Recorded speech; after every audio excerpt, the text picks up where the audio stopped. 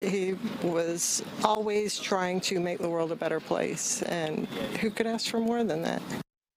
Tributes continue pouring in for Georgia's favorite son. Our 39th president, Jimmy Carter, has died at the age of 100. Our coverage of his life and service and legacy continues now. Let's get you back out to Fox 5 anchor Russ Spencer, who joins us now live from the Carter Center. Russ, a lot to remember about the former president and reflect upon.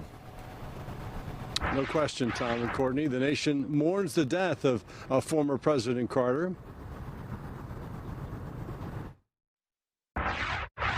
They're sad but relieved. After all, the former president was in hospice care for nearly 2 years, and this is one of those towns where everybody knows each other. Almost everyone we spoke with had some sort of fond memory of the former president.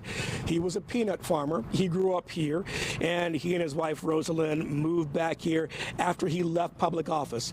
He was an unusual man for his time. Carter was a rural, born-again Christian white Southerner who supported integration and equality. He won the White House in the wake of the Watergate scandal and the Vietnam War. He lost his bid for re-election to Ronald Reagan in 1980 after one term.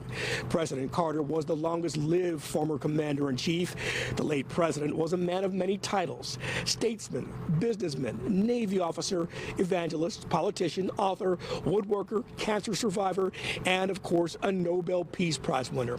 The late president is perhaps best remembered as a humanitarian.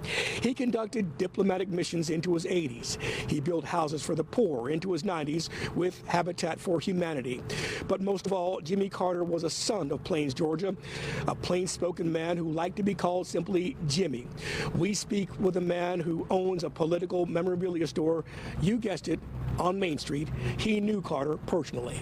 I was initially crushed, and then it dawned on me, they'll always be alive in Plains, and why don't we look at the positive side of everything he's accomplished, everything he's done.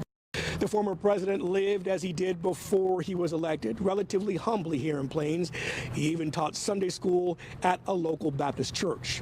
President Carter's memorial service will be on January 9th. In Plains, Christopher King, Fox 5 News.